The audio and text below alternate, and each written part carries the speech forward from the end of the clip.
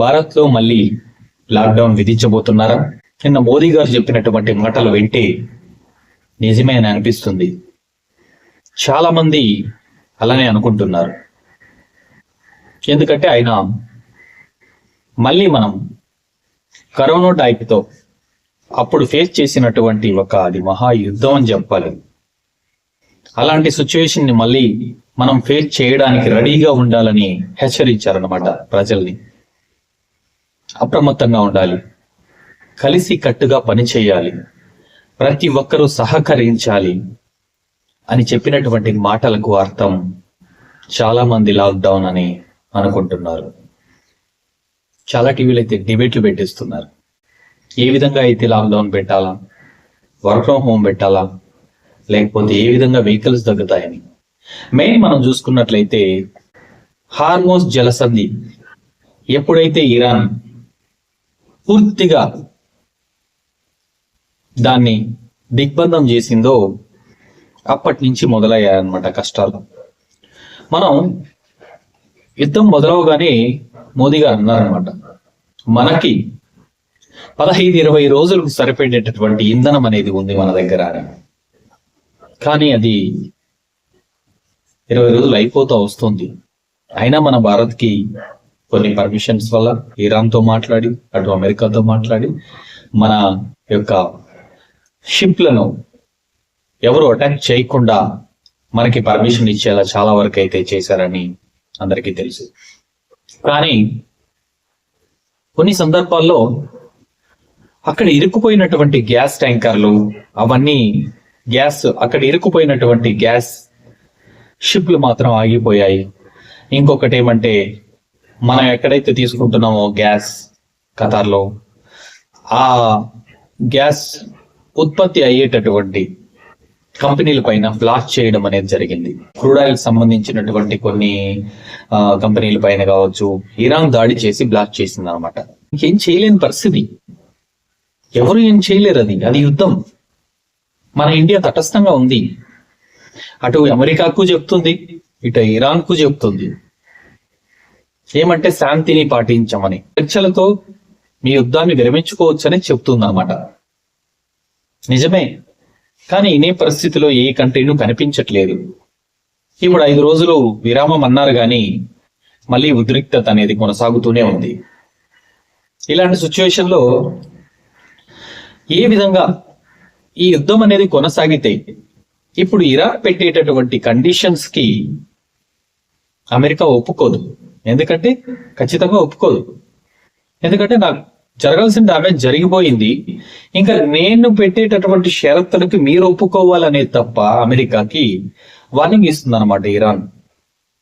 లేదా అమెరికా వైమానికంగా తీవ్రంగా దాడి చేసేటటువంటి సిచ్యువేషన్ కనిపిస్తున్నాయన్నమాట ఇప్పుడు ప్రజెంట్. కాబట్టి యుద్ధం ఆగుతుందనేటటువంటి సిచ్యువేషన్లు అంటూ కనిపించట్లేదు. అటు అమెరికాను ఒప్పుకోదు, ఓడిపోయానని అమెరికా ఒప్పుకోదు ఎప్పటికీ, ఇటు ఇరాన్ ఒప్పుకోదు. దీనికి ఏదైనా ఉందా అంటే, యుద్ధం మొదలుపెట్టి మళ్ళీ అమెరికా తీవ్రంగా దాడి చేసి ఇరాన్ని సంపూర్ణంగా ఓడించడమేననేది అందరికీ తెలిసిన విషయం. కానీ జరిగిన నష్టం జరిగింది, ఏదైనా అమెరికాకు నష్టం చేసేద్దామనే ఒకే ఒక దీంతో ఇరాన్ ఉంది. కానీ అందులో అమాయకమైనటువంటి ఎన్నో ప్రాణాలు కావచ్చు, పౌరులు ఎంతో మంది నష్టపోవాల్సి వస్తుందన్నమాట ఇరాన్. అయినా అన్నిటికీ తెగించి కూర్చుందన్నమాట ఇరాన్. ఈ సందర్భంలో ఖచ్చితంగా మనకి డీజిల్ పెట్రోల్ అనేది దొరకచ్చేమో కానీ అత్యవసరాలకి, నిత్యావసరాలకి ఖచ్చితంగా దొరుకుతుంది. కానీ మన గవర్నమెంట్ అనేది ఇప్పటికే ఎన్నో దేశాల్లో ప్రాబ్లం వచ్చిన మన ఇండియాలో ఇంతవరకు ఆ ప్రాబ్లం అంటూ రాలేదు.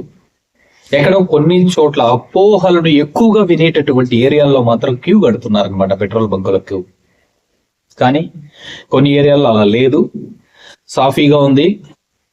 ఒక బంకు మూసినా మామూలు ఇంతకు ముందు కూడా జరిగేవన్నమాట. ఒక బంకు మూసినా ఇంకో బంకులో దొరుకుతుంది. మళ్ళీ ఆ బంకుకి లోడ్ వచ్చిన తర్వాత మళ్ళీ వారు ఓపెన్ చేస్తారు. అది కామన్ అనేది. ఇక్కడ ఎవరు, నాకు తెలిసినంత వరకు అంత ఎగబడి ఎవరు కొనలేదన్నమాట. ఎంతమంది చెప్పినా అది నమ్మట్లేదు. ఎందుకంటే ఉందిలే, జరిగేది జరగని, జరిగేదాన్ని ఎవరు ఆపలేరు కదా. మనం 10 లీటర్లు ఎక్స్ట్రా తీసి పెట్టుకున్నంత మాత్రాన ఒరిగేది ఏమి ఉండదు కదా. అది ఎన్ని రోజులు వస్తుంది? కాబట్టి అపోహల్ని నమ్మి జనాలు ఎక్కువగా రియాక్ట్ అయ్యి దేశం మొత్తం అల్లకల్లోలం అయ్యే పరిస్థితి వస్తుంది అనమాట. ఎక్కువగా అపోహలు నమ్మితే దయచేసి ఎవరు అలాంటివి నమ్మద్దు. జరిగేది జరుగుతుంది. కరోనా టైంలో ఏం చేశాం? ఇళ్లలో ఉన్నాం. ఇప్పుడు అలాంటి సంక్షోభం వచ్చినప్పుడు మళ్ళీ లాక్డౌన్ విధిస్తే ఏం చేస్తాం? అందరూ ఇళ్ళలో కూర్చొని వర్క్ చేసుకుంటారు. చెప్పాలంటే ఫ్యామిలీతో హ్యాపీగా గడపడానికి కరోనా ఎలా సహకరించిందో అప్పుడైతే ఒక రోగం, ఒకరితో ఒకరు మాట్లాడలేము, ఒకరితో ఒకరు కలవలేము, అలాంటి సిచ్యువేషన్. కానీ ఇప్పుడు అలా ఉండదు అనమాట. హ్యాపీగా ఊళ్ళో వాళ్ళ పనులు చేసుకుంటూ, ఎంజాయ్ చేసుకుంటూ, ఆటలు ఆడుకుంటూ, టీవీలు చూసుకుంటూ, వాళ్ళ వర్క్లు ఇంట్లో నుంచి చేసుకుని హ్యాపీగా గడిపేయచ్చు. ఇప్పుడు ముందు మారంటూ ఉండదు. గ్యాస్ సంక్షోభం అనేది ఉందనేసి తెలుసు మనకి. కానీ నిత్యావసరాలకి సరిపడేటటువంటి గ్యాస్ సరఫరా చేస్తూ ఉంది. మనకు వేరే ఇతర దేశాల నుంచి కూడా సరఫరా ఉంది. మన దేశంలో కూడా ఉత్పత్తి జరుగుతూ ఉంది. కాబట్టి అంత తీవ్రంగా అయితే ఒత్తిడి ఉండదు నాకు అనిపిస్తుంది.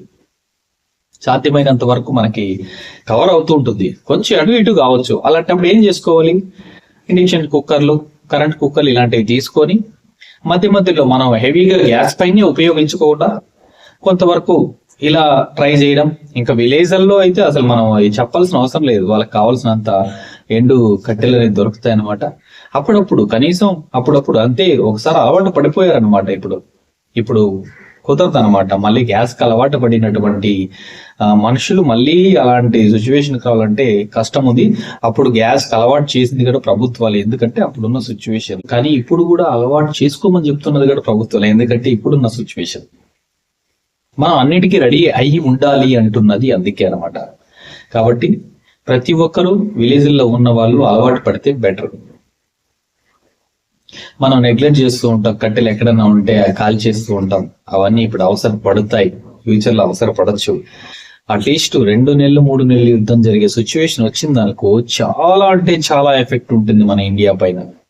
మనం అనుకోవచ్చు ఎక్కడో యుద్ధం జరిగితే మనకేమీ, ఒక్క దేశం నుంచి ఒక్క దేశం, ప్రతి దేశానికి కనెక్షన్లు అనేవి ఉంటాయి. ఆ ఎఫెక్ట్ అనేది మన దేశం పైన చాలా వరకు పడుతుంది. చాలా కోలుకోలేని దెబ్బగా పడుతుంది. ఇంతకు ముందు అయితే మనం కరోనా టైంలో ఫేస్ చేసినటువంటి ఎంతో వెనక్కి వెళ్ళిపోయిందనమాట అభివృద్ధిలో. మనుషులు కావచ్చు, చెప్పాలంటే ఎంతో మంది మనుషుల్లో వాళ్ళు చెందుతున్న అభివృద్ధి 2 సంవత్సరాలు వెనక్కి వెళ్ళిపోయారనమాట. మళ్ళీ కొత్తగా మొదలెట్టినట్టు అయింది అనమాట. అప్పుడు అలాంటి సిచ్యువేషన్ మళ్ళీ రాబోతుంది. దాన్ని మనం ఎలా ఎదుర్కోవాలి అనేది మాత్రం కలిసికట్టుగా అందరూ ఎదుర్కోవాలని మోదీ గారు చెప్తున్నారనమాట. దీన్ని బట్టి చూస్తే ఖచ్చితంగా ఏదో ఒకటి జరగబోతుంది. ఈ 2 రోజుల్లో ఖచ్చితంగా ఏదో ఒక అనౌన్స్మెంట్ అంటూ వస్తుంది. ఎందుకంటే పెట్రోలే కావచ్చు, గ్యాసే కావచ్చు, డీజిలే కావచ్చు, ఇంకోటే కావచ్చు, మొత్తానికి అయితే ఏదో ఒక సిచ్యువేషన్ అంటూ వస్తుంది. పెద్దగా కరోనా టైంలో వచ్చినటువంటి పెద్ద సంక్షోభం లేకపోయినా మినిమం కొద్దిగా ప్రాబ్లమ్స్ రావచ్చు. దానికి కొద్దిగా హెవీగా వెహికల్స్ రోడ్డు పైన తిరగకుండా, అవసరం అయితేనే, ఎమర్జెన్సీ అయితేనే, నిత్యావసరాలు అదే కూరగాయలకు, పండ్లకు, ఇలాంటి వాటికి మాత్రమే తిరిగేలా, సాధ్యమైనంత వరకు మనుషులు నడుచుకొని తిరిగేలా ఒక రూల్స్ అయితే తేబోతున్నారు అనిపిస్తుంది అనమాట. చూద్దాం, వెయిట్ చేద్దాం. ఈ 2 days లో ఏం జరగబోతుంది. ఈ 2 days లేకపోయినా 1 week లో మాత్రం ఖచ్చితంగా ఏదో ఒక న్యూస్ అంటూ వస్తుంది.